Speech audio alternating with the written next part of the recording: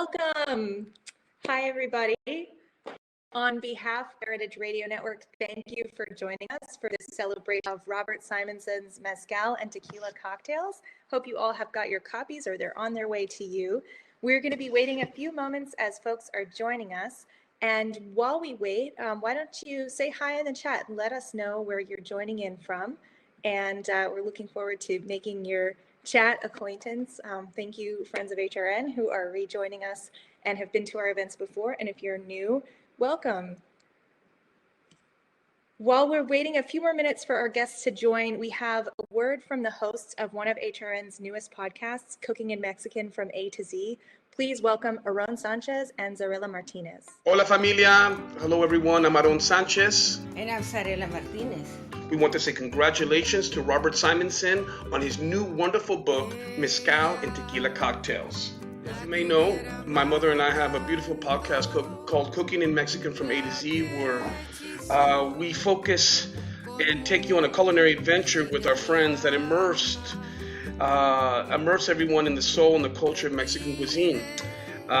We talk about stories, we give you guys tips, techniques, and cook-along recipes for an unforgettable kitchen table conversation. When we decided to do Cooking in Mexican from A to Z, I wanted it to be very original. So what we came up with is focusing each program on one ingredient. We invite a guest who's an expert, hopefully. And we concluded our second season that we're very proud of, and we're going to start diving into the third season, where we're going to continue to invite very engaging and super informative guests, and we're going to really try to make sure that we're giving you guys fresh content that really allows you to embrace Mexican food and culture. We talk about recipes, we talk about history, we talk about lore, and we have a ball, and it's fun, and it's funny, and it's informative, and I hope that you will join us very soon. Friends, if you're just joining us, thank you so much for tuning in. Hello again, I'm HRN's Executive Director, Katie Mosman-Wadler, and I'm so excited to welcome you all to tonight's event. Today just so happens to be Cinco de Mayo, but honestly, we don't need a reason to celebrate Mexican food and drink here on Heritage Radio Network. This evening, you'll get to hear from the hosts of our podcast that spend all year talking about agave spirits, corn, peppers, chocolate, and the thousands of other ingredients that make up Mexico's rich and diverse culinary landscape. But before we introduce you to our guests of honor, I wanted to share just a tiny bit about HRN in case you're not familiar. Heritage Radio Network is a nonprofit organization.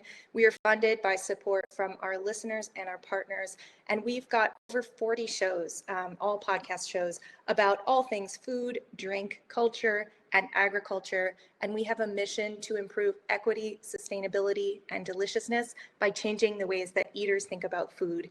You can learn more about us and our mission at heritageradionetwork.org. And also, before we begin, I'm so excited to thank our sponsors who've made tonight possible. Huge gracias to Sombra Mezcal, La Luna Mezcal, Real del Valle Tequila, Flask Fine Wine and Whiskey, and Books Are Magic at our home city of Brooklyn. And special thanks to our friends at Neat in Los Angeles, and to our dear friends Neil Herzl and Hallie Crane, who helped make sure that you all got your cocktail kits tonight. And we are just so grateful to all of you for being a part of tonight's event. Our host this evening is Sother Teague. Sother is the co-host of the Speakeasy on Heritage Radio Network, and he's the bar manager at some of New York's most beloved bars. Most recently, he helped open Eteria, a tequila and mezcal cocktail bar in the East Village, where he has curated an ethical and sustainable agave spirit list. Please go check them out. If you haven't seen them on Instagram, that space is so, so beautiful. Welcome, Sother. And our guest of honor tonight is Robert Simonson. He's the author of Mezcal and Tequila Cocktails, of course, the book that we are here to celebrate, Mixed Drinks for the Golden Age of Agave. He's a cocktail and drinks writer for the New York Times and a contributing editor for Punch. Welcome, Robert. Thank you both.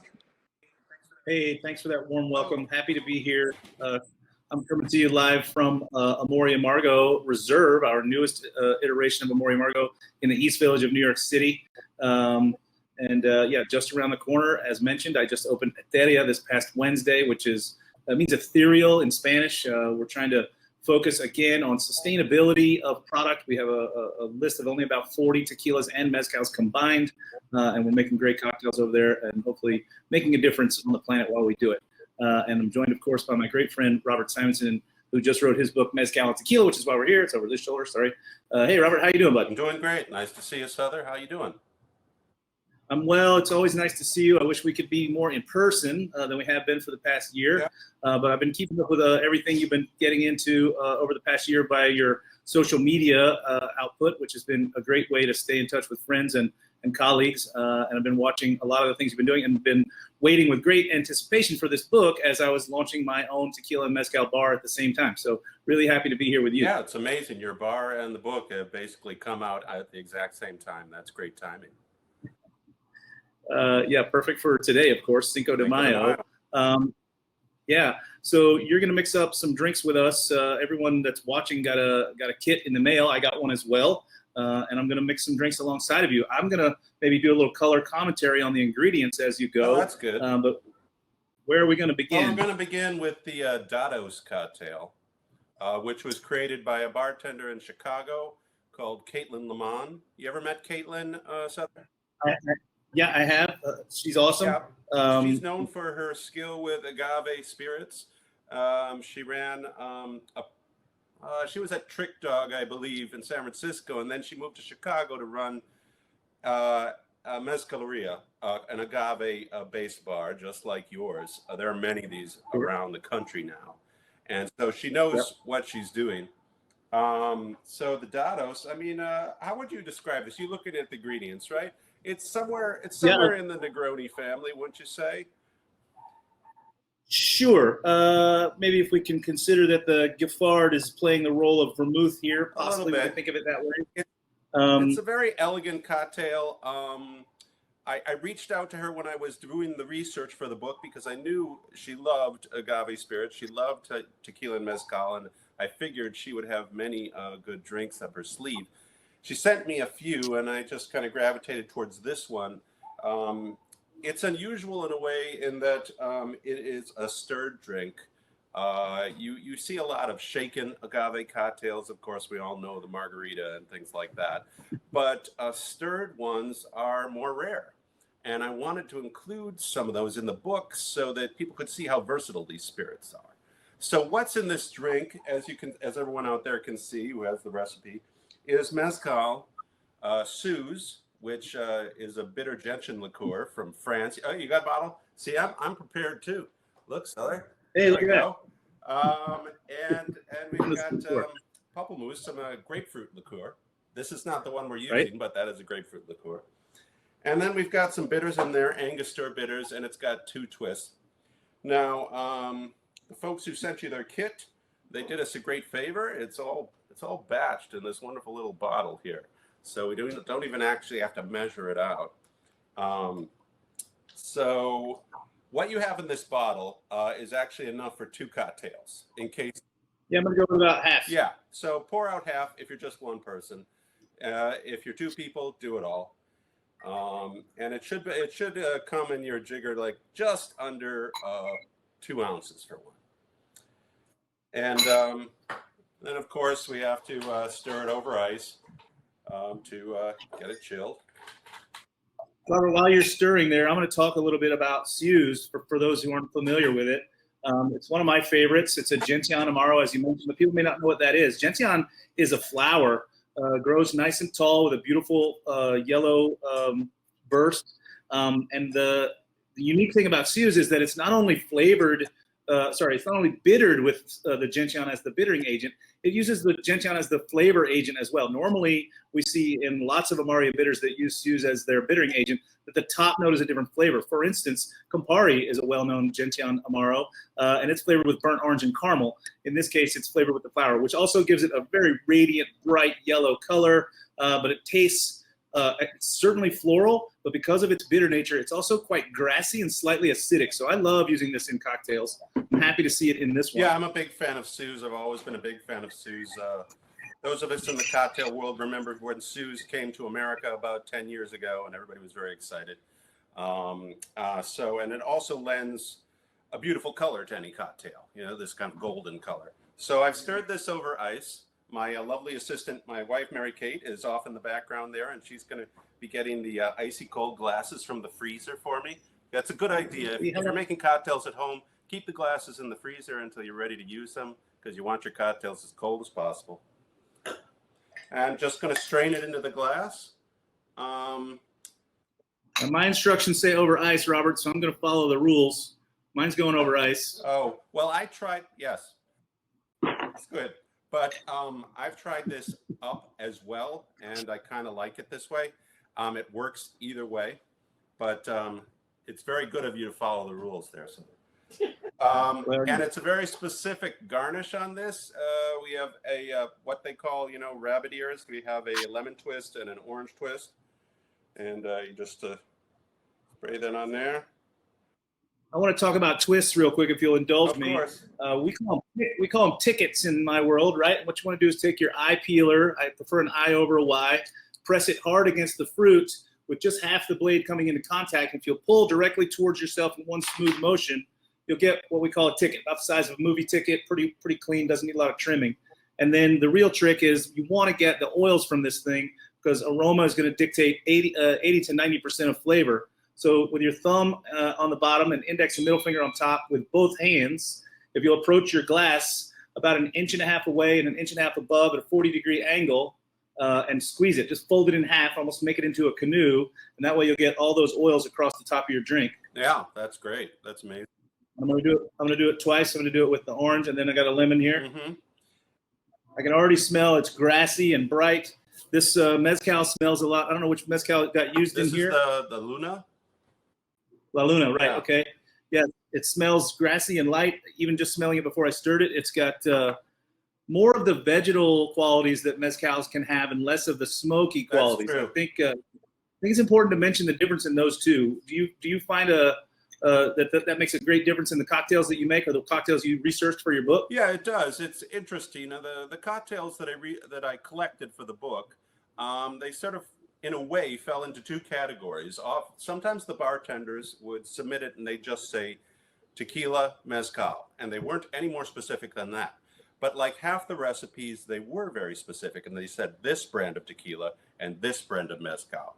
Now, this one, I remember when it came in, it was a very specific brand of mezcal, the Luna, and I had a hard time finding it.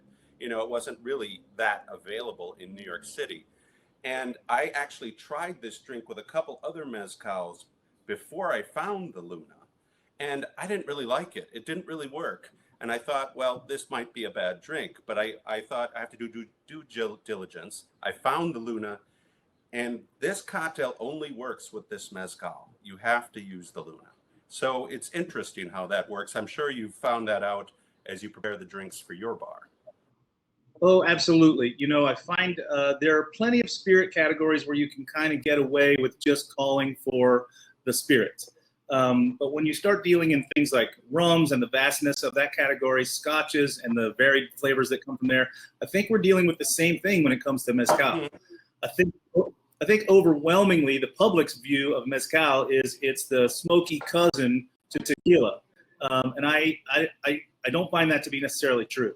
Plenty of mezcals have that smoky quality, but plenty have a more grassy quality. Plenty have a more slaty, almost minerally quality, and plenty have a very,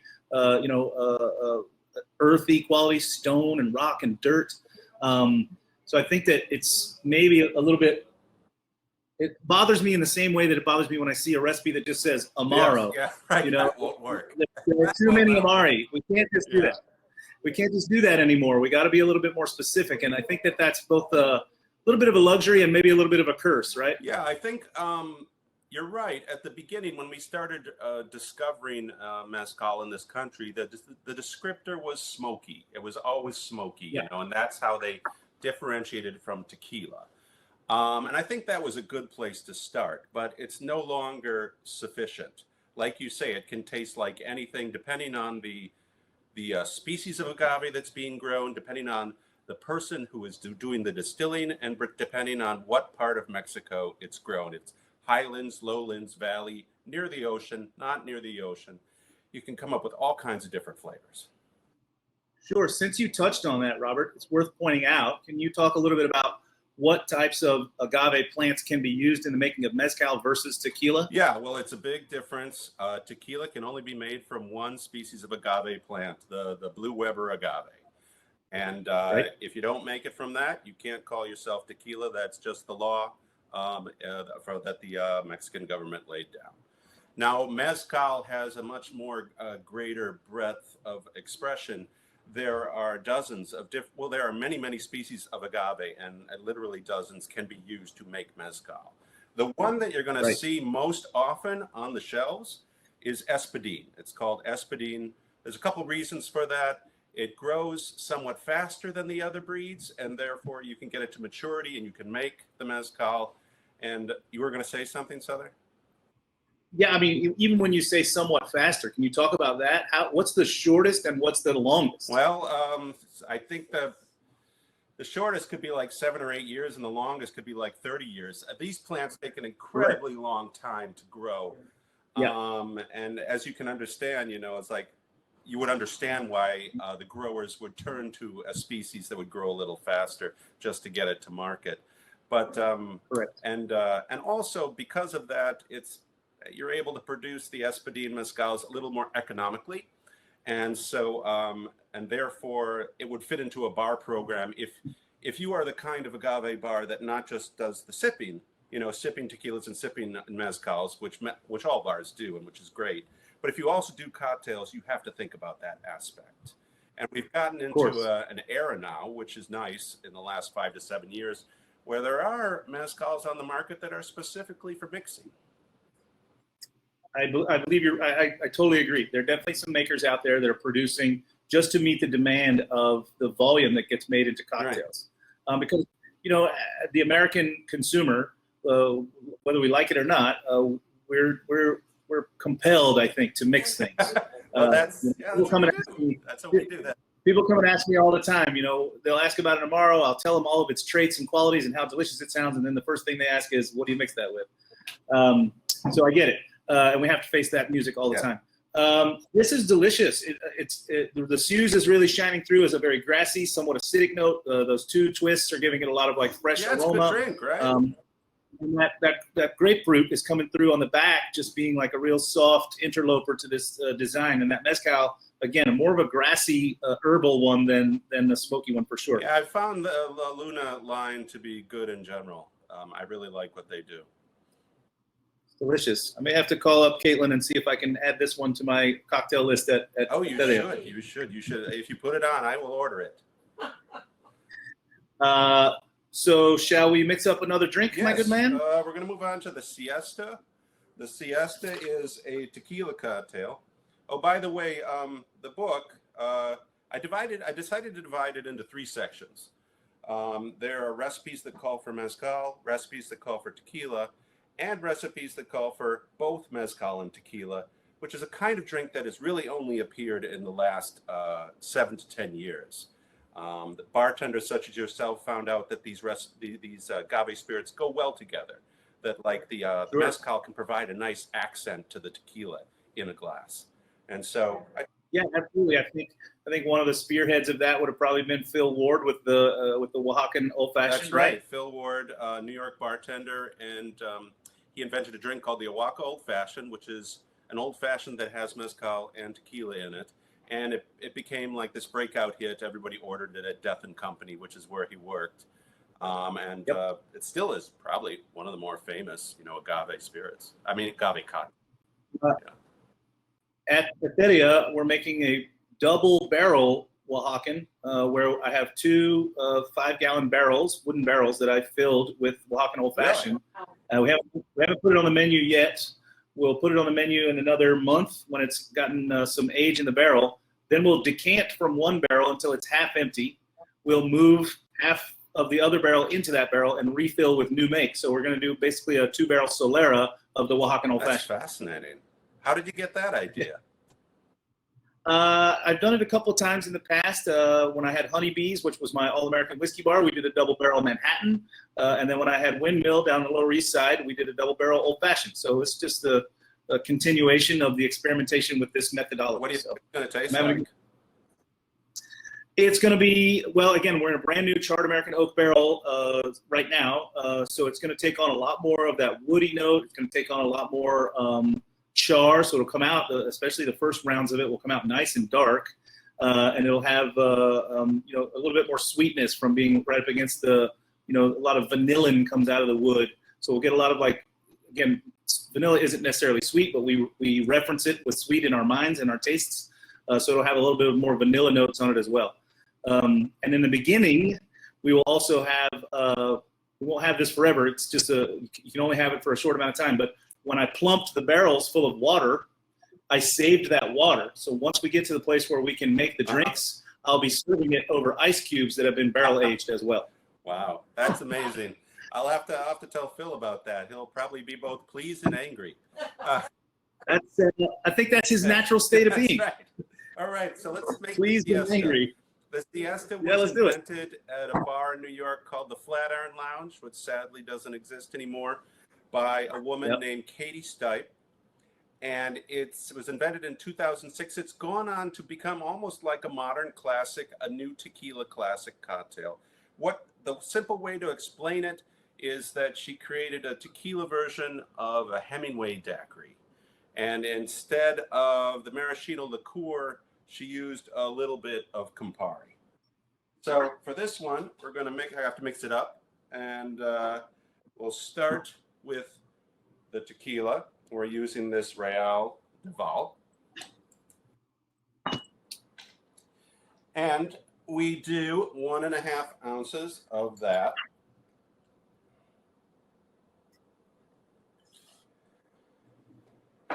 And then the next ingredient is the Campari. And for the Campari, there's only like a 1/4 ounce. But that quarter not ounce very much. goes a long way. Yeah, I'm shocked to see such a low count on that, but it makes sense when you say it's kind of referencing the Hemingway. We got both lime juice and grapefruit juice, just like the Hemingway. Yeah, and grapefruit juice, we do 1/2 ounce. And it's funny, since the book came out, it came out about a month ago, this has been the breakout hit. When people make a drink from the book and they post it on Instagram or whatever, it always seems to be the Siesta. People really love this drink. It's quite good, and I think if you're a burgeoning cocktail nerd, you probably have these ingredients on your bar. Yes. And also, you know, Katie is such a darling of the industry anyway. You know, anybody wants to make a drink that she made. Right. And so we did 1/2 ounce of the grapefruit. For the lime juice, we do 3/4 ounce. And then just to round it out a bit, you know, add a little more roundness and sweetness, we got 3/4 ounce of simple syrup. I don't have simple syrup here. I don't even usually have juice here, as you know, but I went out of my way to get some juice for you. But I do have cane syrup. That's the only sugar we use at Amore Margo for making old fashioned. Well, give it a try and we'll see how it tastes. Yeah, we're about to do it, buddy. And fill it up with ice. This one, because it's got juice in it, we are going to shake the cocktail. The first one, it didn't have any juice in it or eggs or dairy, so there was no need. All right, so here we go. I actually just got this shaker from eBay. It came through the mail. It was supposedly from the 1930s in Argentina, so we'll see if it works.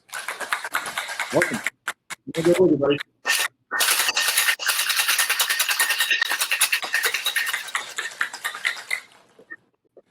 So how do you tell which one's the bartender?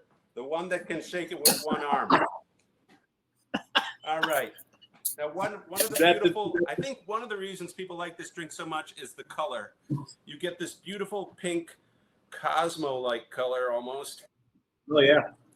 I'm using this hollowed stem glass for even greater effect of pinkness. Gorgeous. And then you garnish this one with a lime wheel, if you have one, Sother. I squeezed some juice, so I have a little juice. So I got a little wheel that I peeled, and then I slice it lengthwise. Probably that lime's a little too big for you, Sother. What do you think? It's on the big side. Mine's looking a little big too. Mine's looking a little big too. All right, cheers. Oh my gosh, Isn't that this a is delicious. fantastic drink? I can easily see why people are making it, and I have seen it. I follow your Instagram, and you repost everyone's drink as I do when they make my drinks. It's very flattering. And yeah, this has definitely been peppering your stories. I want to pause real quickly and back up one step. We've got a question from Andy, it looks like. Says, what liquor might be a good substitute for Suze? I'll field this one real quick. And Robert, if you've got any extra I think I know what you're maybe going you to can say. throw them in there. Yeah, go ahead. Yeah, Do you? You say it, and I'll tell you if I guessed it. I would say first Avez, if you can find Avez. Yeah. Which looks like this. It's also a gentian liqueur. It's also got a very crazy, I'm colorblind, but it's got a very distinct color. It's going to be just as grassy. I think this one is a little bit wetter and more floral than Suze, but a very close cousin. And then if I had to give a second one just in case, I would say maybe Del Arborista from the Barnelli family. It's a gentian amaro as well, but it's sweetened with honey, but it's a local honey that they get from their own apiary, and the bees are pollinating their gentian flowers. So the honey itself is a little bit bitter. So that kind of keeps it in the same zone. But I would say Avez or Del Arborista if you don't have Suze. Oh, okay. All right. Yeah. Yeah, good question. So let's get back to question. Yeah, it was a good question. But, Thanks, Andy. the Siesta is very likable, and like you say, most people have these things. You know, it's easy enough to get everything in this drink. This one is crushable. The last one I was sipping on and enjoying. This one's gonna be gone in seconds. Yeah, it is crushable. And in contrast to the last one we did, the Dados, where I thought it was very important to have that specific mezcal, I've tried the Siesta with many different blanco tequilas, and it always works. You know, it's it's very forgiving. This Real Deval or Devale, I don't know. Again, really, I love the aroma of blanco tequilas when they come across as herbal. You can pick up herbs that grow in that area, you know, a little bit of oregano notes and cilantro. And then I always get white pepper and ground black pepper on the backside of blancos. Really tasty tequila, and thanking them again for sponsoring us. And this drink is just crushing it. Mary Kate agrees. I hear her in the background. Mary Kate gets the drinks. I sip them and then I hand them over. Yeah, I wish I had an assistant. Robert, let's talk a little bit about mezcal and tequila cocktails. Okay. So where did you get this idea to write this book, and how did you go about it? I know that the majority of the recipes in here you sourced from bartenders, yes. and then a good handful of them are your own. I got the idea because I've observed in the last decade how agave spirits, particularly mezcal, have been discovered, rediscovered, embraced, really loved by the world. This has been a kind of a meteoric rise, and I've watched it in real time as I've gone to bars, not just agave bars, but hotel bars, restaurant bars. Over time, over the last few years, everybody has, you know, a mezcal cocktail on the menu. And going along with that, parallel with that there has been a lot of education going on, because people didn't really know a lot about how these spirits were made. They didn't know who was making them and everything. And so some books have come out, some very good books that have told about the long heritage of mezcal and agave spirits in Mexico, and the specific mezcaleros who are making the mezcal, where they're made, how they're made. A lot of education going on, and that's all very good. I thought perhaps it was time just for a straightforward cocktail book. You know, for people who already know that they love agave spirits, that they love tequila and mezcal, but they need more recipes, they need more applications. That they can possibly like to sip it on its own, but this is for people who also want to enjoy it in cocktails, which is, I think it's been the vehicle with which many people have learned about these spirits. Because as you said earlier at the top of the hour, Americans like to mix things. We feel compelled to mix spirits. We, of course, are the inventor of the cocktail, so it's in our bloodstream. And so I I don't find fault with that. That's how I make my living, is that everyone wants to mix, and I've got all the things, so I can do all the mixing. Right. And so, I mean, I've watched this for a while, and in the back of my mind, I've collected the drinks that I liked the best, the ones that I thought worked the best. And so that there are about 65 drinks in there, and they really span a time frame of about 10 to 12 years. And so I've collected, a lot of them have been from the past and that I've sort of kept in my pocket. When I started the book, I knew about half the recipes that I wanted to do immediately. I knew which ones had to be in it. The Siesta had to be in it. The Naked and Famous, another great cocktail by our friend Joaquin Simo, had to be in it. The Oaxacan Old Fashioned, and of course, simple applications like a Mezcal Margarita and a Mezcal Negroni. As for the rest of the cocktails, I sought out skilled bartenders that I knew loved agave spirits, had been to Mexico many times, and knew what they were doing. And I solicited recipes from them, and it was not hard to find 65 good recipes. There are a lot of great agave cocktails out there right now. Remind me what page I'm on? What? Oh yeah, no, I didn't make the cut. I didn't make the cut. Yeah, there's no shortage of great recipes using tequila and mezcal. And you're right, it's a rocket ship of a ride for its desirability. I find that a little bit ironic, though. As a guy who stood behind a bar now for 20 years, you know, so many people come in and say, "Oh, yeah, tequila. I don't touch tequila. I had a bad experience." But at the same time, we know that the margarita has, for year over year, for a decade, been the #1 ordered cocktail. So we know that people drink tequila, but then I feel like it's still quite polarizing. Do you feel the same? I think it's less so now. I think people have become more accustomed to it. I think tequila did have that polarizing reputation. It was one of those spirits that if you brought it up, you know, people would say, "Oh, I've had a bad experience with that when I was young, and, you know, too many shots, and, you know, and all that stuff." But I credit people like you and other bartenders with slowly but surely educating the public, one drink at a time. Yeah, and that's literally what it is, one drink at a time, Robert, us getting people to get on board with, but it's not hard. I think the analogy that always comes to my mind is, of course, if all of your life you were served overcooked and poor quality cuts of beef, you'd think steak was horrible, right? But as soon as you get a hold of a piece that's been handled well and treated well, then you're going to enjoy the meal.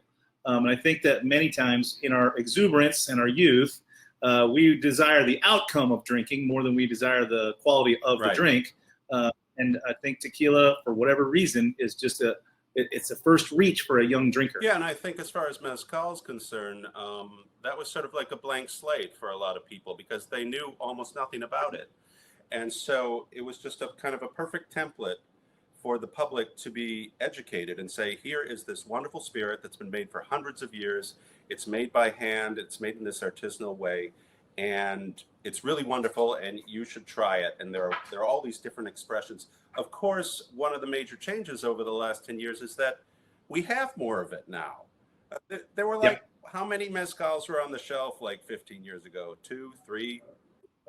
Yeah, 2 of them, and they were both industrially made, so they weren't of great quality. Again, that bad piece of steak, that poor quality cut meat is all we had. So that's all it was hard for us to learn out of that curve to find the good stuff. Now we have dozens. Right? We may have like hundreds. Who knows? They keep coming. They do keep coming. And I think that one of the great things maybe for our audience today and for myself as an enthusiast is they are going to keep coming, and they are small, and they are going to run out, and you're going to have to wait until their next batch because they don't make them in large quantities. But this keeps you interested. You know, that's the same I feel about Amaro. You know, they're all so unique that they have their own special place on my shelf and in my heart, and they each deserve some attention and digging of their own. You know, you want to find out about each one and fall in love with each one over and over. So I'm glad to see more and more coming on the scene, and I'm glad that we're as an industry, I think, I don't know that the general public at large has yet tapped into it, but as an industry, I think we're very much trying to focus on doing the right things with this product. Right. You know, making sure there's sustainability with the making of the product, and that means, you know, the harvesting, the growing, the water quality, the land use, et cetera. But then, of course, making sure that it's sustainable on the side of the families and the communities and the growers, making sure we're taking care of them and giving them living wages and even more so that they can continue to produce these things that are such a heritage.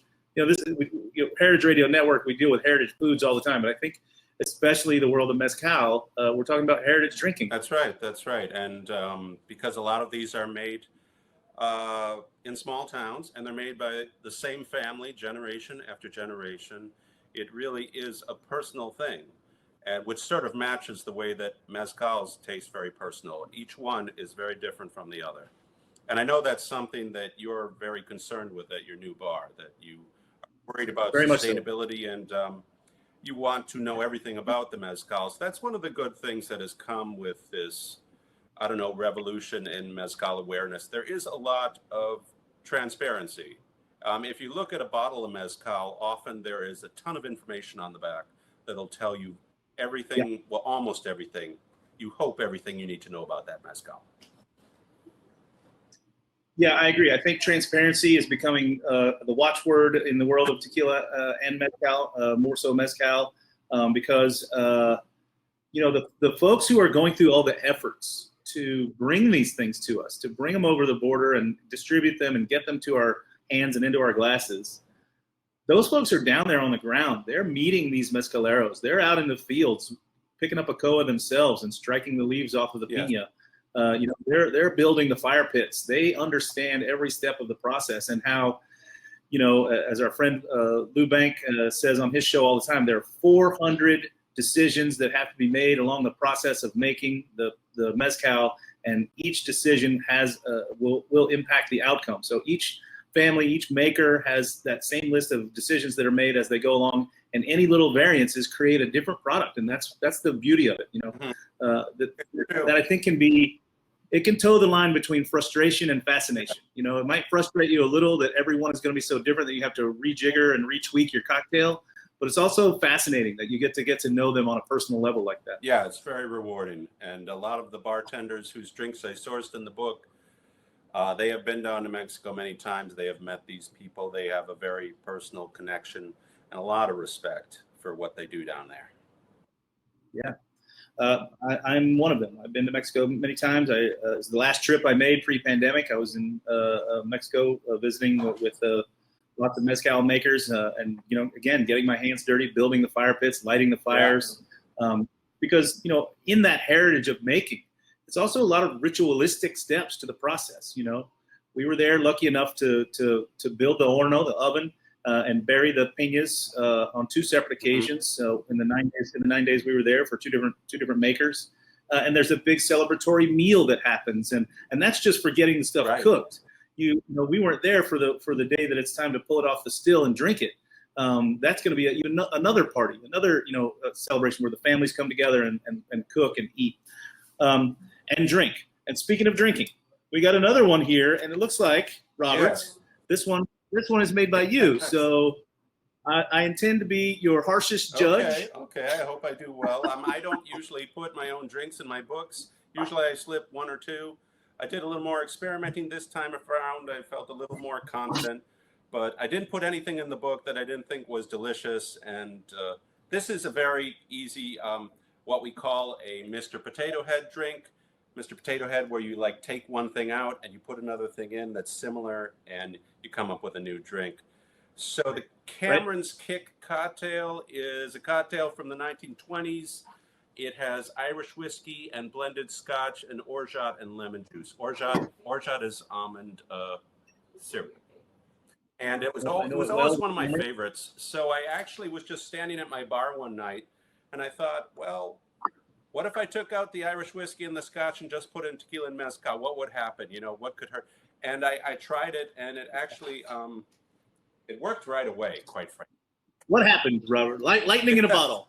I'm actually trying it a different way tonight because we're going to try it with some Reposado tequila. In the book, I say Blanco, but we're going to try Reposado and see what happens. I mean, what could go wrong? Talk to me about your orgeat. Talk about my orgeat? Sure. Well, Orgeat is an almond syrup that is commonly associated with tiki cocktails. I have to be honest with you. I do not know this brand of Orgeat. When I use Orgeat, I use a brand that's made here in Brooklyn called Orgeat Works by a man named Tiki Adam. So I am working with this Orgeat for the first time. And the tequila I'm using is Sombra. Yep. So it's 1 ounce of the tequila. It's a very simple recipe. 1 ounce of the tequila, 1 ounce of the mezcal. I believe, let's see here, 3/4 ounce of lemon juice, and then 1/2 ounce of the Orgeat. I'm all in my 10. So just for our listeners, Orgeat is an almond syrup. You're going to toast your almonds, then soak them maybe even up to overnight in water to get them soft. Push them through your blender, push that through a strainer to get basically this almond water, this very dense almondy water, and then sweeten that, and then oftentimes adding in things like orange oil, orange flower water, or even rose water to give it a little bit more of an aromatic quality. I've got a quick hack for you, Robert, and for the team out there. Now the proliferation of so many different almond milks that are on the market, you can just go and grab some almond milk and a bit of orange bitters or orange flower water and make yourself a syrup out of that. That'll make a quite passable and very easy to make Orgeat hack. Did you make your own Orgeats, Sother? Yeah, we've only got one Orgeat on the menu right now at Ateria, and it is actually just using the word Orgeat. Orgeat traditionally means almond, but you'll find it, at Honeybees. I had a peanut Orgeat. We did it with American whiskey cocktails. Over at Ateria, we've got a pepita Orgeat, so pumpkin seed. All right. Okay, you ready to shake? Let's go.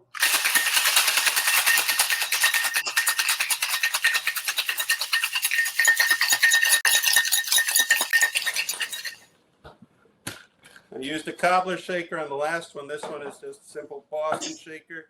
My lovely assistant comes with the glass. Thank you, Mary Kay. There is no garnish on this drink. I didn't feel a need for it. I got a double strainer here. I just got a single. That's a Boston shaker. Let's see if I did it right. I'm loving this color. Nice and milky from the almond syrup. It works with the Reposado. Works just fine. Reposado is an aged tequila. It's like 2 to 12 months, So Reposado actually just means rested. Hold on, Mary Kay. I understand. Well, how did I do, Sother? You got an anxious camera person over there, camera operator. This is delicious. It's slightly nutty. The Orgeat has a nice full mouthfeel. Yeah, I love the creaminess and the richness that even a little bit of Orgeat brings to a drink. Yeah, I kind of think that having not had it with a blanco as the book calls for, I kind of think that right off the bat I'm digging it with the Repo. And again, a mezcal that's coming through with this mezcal, unlike the first one, has I think more of those slatey quality, like river rocks, right? It's delicious. And I love, we said off the air, but I'll reiterate here on the air for everyone listening. I love the use of the Mr. Potato Head style cocktail, but also what I really love is the homage to the original name, which can certainly help you or me, the user, remember what it is I'm trying to make Cameron's here. Kick and the Camarón Cocktail. Camarón Exactly. Daiquiri. It's the name of a famous battle in Mexico between the Mexicans and the French. So. Oh, far out. And here you go. You've got tequila and mezcal, and then Orgeat, which is somewhat of a French syrup.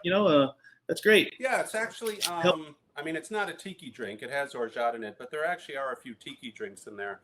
One of the amazing things about agave spirits that I discovered while I was making the book, putting the book together, was how versatile these spirits are. I came to be convinced that it was as versatile as gin. It mixes with so many different other liquors and liqueurs and juices. It's really quite amazing, all the applications you can get out of these spirits.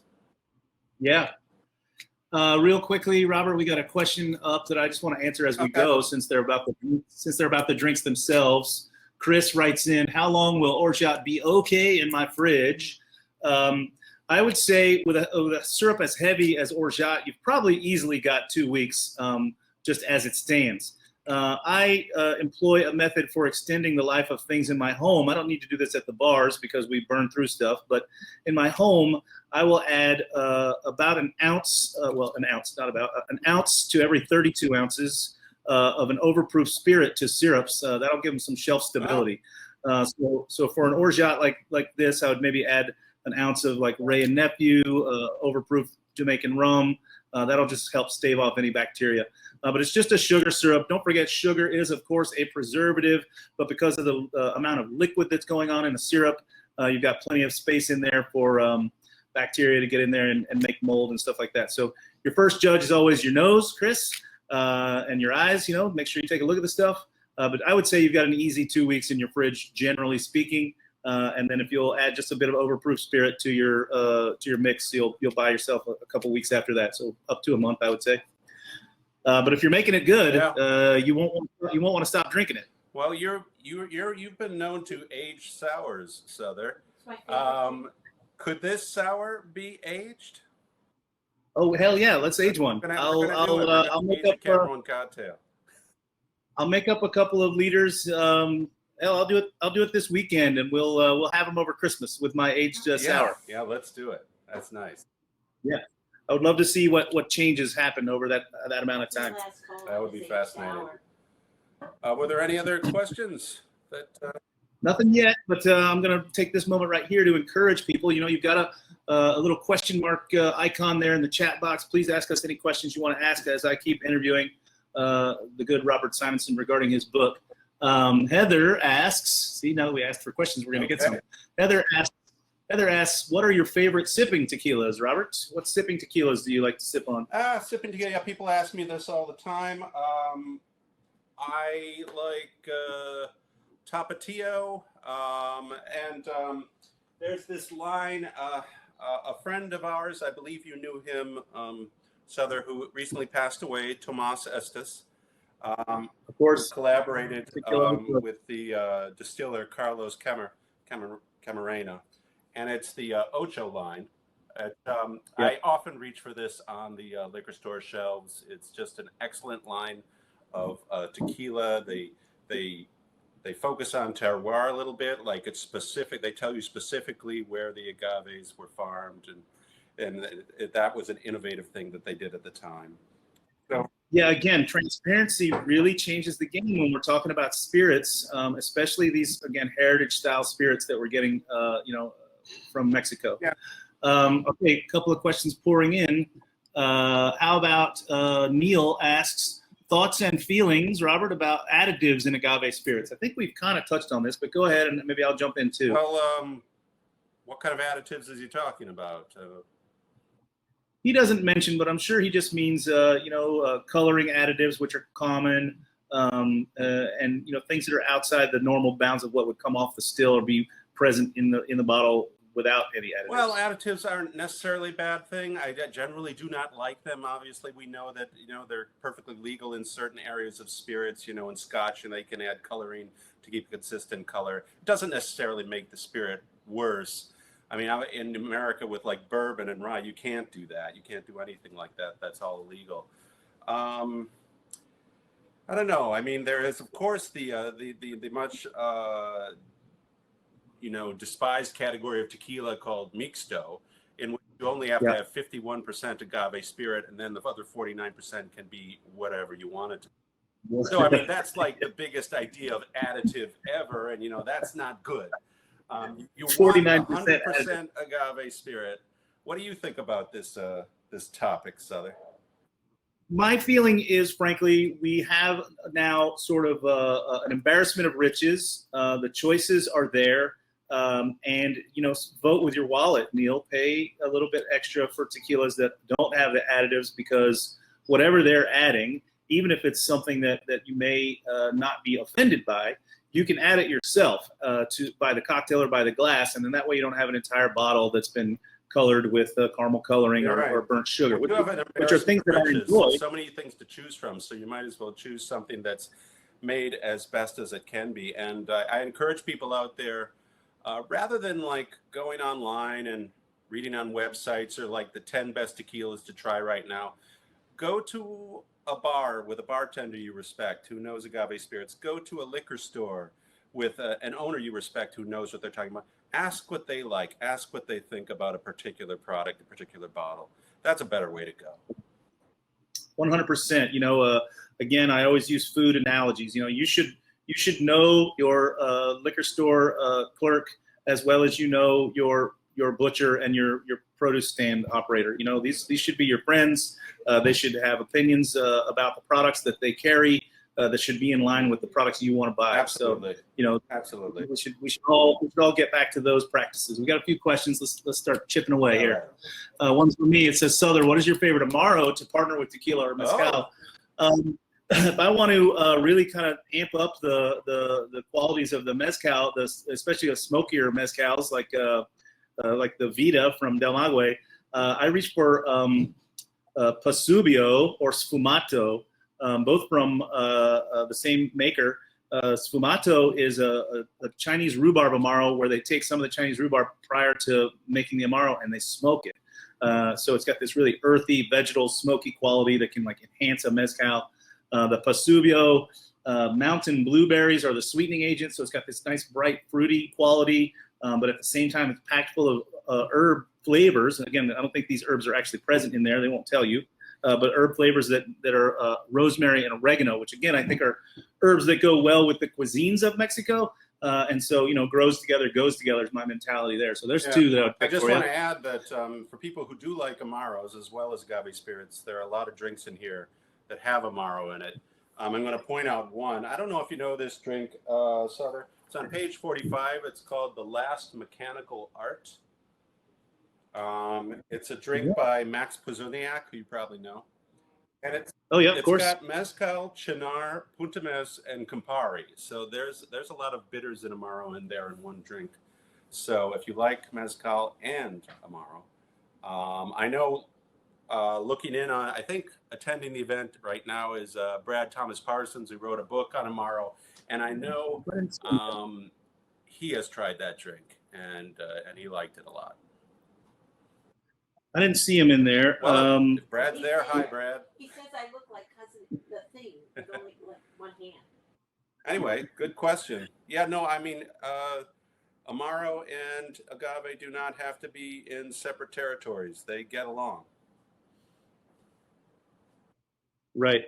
Let's see. We got another question up here. Can you freeze orgeat? I mean, as I said before, I think if you're making it in making it well, you're making it with you're going to go through it faster than you need to really extend its life that much. I would say make it more often and make less of it if that is coming up as a problem. But conversely, I think you can. There's nothing in there that can't be frozen and thawed. I don't think anything would suffer from this. The thing that would suffer would be you. It's going to take you more time to thaw it out than it would maybe to just make the next batch. Yay or nay? Okay. Robert, you got any? Your book is all about mezcal and tequila. Do you have thoughts on raicilla? I hear about it from time to time, but it doesn't seem as prevalent in the cocktail world. Is it just for sipping is the question. You want to take that one? Sure. I mean, I have limited experience with raicilla. I have tasted it. I've had it in a couple cocktails. You're right. You won't find it in cocktails that often if you go to a dedicated bar that loves Latin American spirits like Leyenda here in Brooklyn. You'll find a cocktail with raicilla. I believe, I don't know. I don't have strong opinions on raicilla. It is a type of agave spirit that is just entry in the American market. What do you think about it, Sother? I think that probably if we can look at the history of mezcal and tequila and where they've come from or where they've come to in their evolution right now, I would think that raicilla is the next one You to think come. that's the next one? But I bet it's a decade away. Yeah. I mean, it's quite amazing how quickly mezcal has been embraced by the public. It really happened very fast. But you're right. It may take another 5 or 10 years before we move on to the other agave spirits, the more obscure ones. Yeah. And this isn't to say we aren't out here trying. At my bar, it's just mezcal and tequila. We're not touting ourselves as agave spirits, just those two. Your book, just mezcal and tequila, not really touting itself as agave spirits. But back in the day, over a decade ago, Maya Well, again, back to Phil Ward, did open up as an agave bar. And they had raicilla, sotol, obviously tequila and mezcal, pechuga. They were really getting after it. There's actually, but I think I'm sorry. Yeah, I just don't think the public is quite ready to get there yet. If the people out there who have the book want to try something, there is actually one recipe in the book that calls for raicilla. It also calls for mezcal and raicilla. It's on page 46. It's called the Martina. It's from a bar up in Kingston, New York. And this is like the closest you'll find in the book to a mezcal version of a martini. So give that a try if you're curious about raicilla. Cool. Yeah, I didn't know that was in there. I read the book this past week. One up here that says, are any mezcals that don't use espadín? If so, which would you recommend? I'm going to field this one first real quick. As I mentioned at the top of the show, the last trip that I took pre-pandemic was to visit a bunch of mezcals, and we were drinking plenty that weren't made with espadín from the Banez line. Go check out Banez. They do a lot of great things with their tequilas. Banhez, Banez. And they, one of the greatest things they do, they're making great stuff. It's all really small makers, so small, in fact, that most of them would have no opportunity to bring their product to market because they don't make enough to bother paying the taxes, et cetera, for boxing it up and shipping it away. But the Banez method or sort of organization has built a bottling facility for all the local makers to come and use their bottle. Yeah, they're beautiful. And you can see there's plenty of handwritten stuff on the back label where all the people who are applying the labels are typically writing in numbers and things like that, so you know exactly who it came from. So they kind of have a standardized label, and then they write in the things that are special because they don't have that many to make. But they're making mezcals with all manner of the wild grown agaves down there. So please check out Banez. Andy, that's my go-to. Robert, you got one? Yeah, as I said earlier, the most common agave you're going to find with mezcal on the market these days is espadín. But of course, they do make mezcals with many other different kinds, and they have for centuries. There are certain lines of mezcal where they will dedicate a particular bottling to a particular species of right. I'll just mention one. It's also by Luna that we had earlier today in the Dados. Right. They're in. They do a lot of work with cupriata, which is a species. This is in a weird little vial that they sent me. Cupriata, and I have found that I like mezcals made with cupriata. I find that they often have these fruity tropical notes that I enjoy, which also goes to show that they're not all smoky. There are many. Of course, yeah. Well, that's the other thing. It's highly dependent. The end product is highly dependent on the beginning product, which of course is the agave. And even when I was there, I mentioned I got to be a part of building, which just means the hole was already dug, but we were building the fire and piling in the agaves that have their leaves stripped off. And it is overwhelmingly one type that goes in per each distillate, but there are often several just bits and bobs that they have that it's ripe, it's ready. I'm not going to let it sit and go to waste. We're going to fold it in, So again, we would be doing maybe a tobalas or whatever, and there'd be some espadín in there, or there'd be some tepistache in there, or just a few though, So I think it's probably rare in the world of mezcal anyway that it's all one specific. That's kind of a modern thing, the idea of just having the one agave species. Usually they were an ensemble of whatever was ripe and whatever they harvested at the same time. But as people become more fascinated with these spirits, they become more interested in the different species. What is tobala like, and what is cupriata like, and I want to taste those. I got two quick questions that I want to answer real fast, and it looks like our time is done, my friend. But one says, what? Yeah, it always does. Well, also I finished. The only one I finished was yours. This is a good sign, Sother. This is a good sign. I finished all of them. I got to work tonight.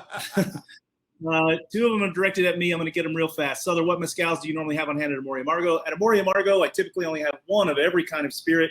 My mezcal is Vida by Del Maguey, Many thanks to our friend Ron Cooper for producing that Yeah, product it's and probably bringing the it to our most common mezcal out there right now. It is, and it works very well with Amari and Vermouth, which is what I do here at the bar. Sother, can you talk about the Black Rock Chiller cocktail? Black Rock Chiller, I was commissioned to make by Gizmodo. I guess probably 7 or 8 years ago now. They were sending a crew of their reporters out to Black Rock for Burning Man, and they said, can you make us a cocktail that is cooling and refreshing, but we won't have any access to ice? So I made them a what's called a SCAFA, or room temperature cocktail. It doesn't get chilled or diluted, and that cocktail was Suze, which we talked about before right here, tequila, and Branca Mentha, so equal parts, and they can just put it in a flask, and when they tasted it, it was grassy and bright and cooling and soothing. And then the last question up there from Amy says, what about Sotol? My guess is Sotol is, there's the Black Rock Chiller. My guess is Sotol is going to be on the next episode. We were talking all Mezcal and Tequila today, and we've had a great time doing it. Robert, you're an excellent guest on any show. I look forward to having you back on my show, the Speakeasy on Heritage Radio Network, where we can drink and talk tequila together in the same room, That maybe? would be great. I'd love to do that. We should do that soon. We should, friend. All right. Thank you. Thank you so much. I am dying to do part 2 of this event. This was so fun. Thank you so much, Robert. Thank you, Sother. Sother, I know you've got to go open a bar, but we're so grateful to you. And Robert, congratulations on the book. I'm drinking a little neat Maguey right here, the Del Maguey Vita. Fantastic. Very delicious. Thank you. Please, if you haven't gotten your copies yet of Mezcal and Tequila Cocktails, you can find them here. You can find them on Books Are Magic. And thank you all so much. We have a couple of parting words, but please join me in raising a glass to Robert. Congratulations on the book. To Sother, thank you so much for being a tremendous host both tonight and always on the Speakeasy. We are so lucky to have you both. Thank you. Thanks so much. Thank you. Have a good night. Good night. And thank you to our partners, to Sombra Mezcal, La Luna Mezcal, Real del Valle Tequila, Flask Fine Wine and Whiskey, Books Are Magic. Thank you for tuning in. If you enjoyed this event, make sure to check out HRN's programming. You can become a member and support our work at heritageradionetwork.org. And please hang on. We've got a special message from another one of HRN's podcasts, Agave Road Trip. Our hosts, Lou Bank and Chava Periban, are sending us a message from the road in Mexico. They're sending it to Robert and to all of you. Stay tuned. They have a special idea. And then browser tab open and you'll be sent to the recipe page that also has all of the podcast links. So we're going to switch on over to that video. Thank you all so much for joining us. I hope you've had a great time. I am Chava Periban. I am Lou Bank. And this is Agave Road Trip. The podcast that helps gringo bartenders better understand agave spirits in rural Mexico. And today, Chava, Yes. today, Chava, we are celebrating Roberto Simonson. Robert Simonson, I believe. Robert Simonson. Correct. And the release of his beautiful new cocktail book. Yes, and we think this is a real important moment for tequila and mezcal because, you know, they usually have people like us trying to convince people to drink tequila and mezcal. Have a little neat pour of mezcal. Taste tiny little sips. It's going to taste to you like roasted peanuts and poblano peppers. We're boring, we're over the top, we're nerdy, we're the worst thing that happened to this poor category ever. Our parents are ashamed of us. Your parents, my parents, they actually love you. Yeah, That's they nice. love you too Yeah, much yeah. to be ashamed. Yeah. But what Robert did was he put together this beautiful cocktail book that is going to bring so many people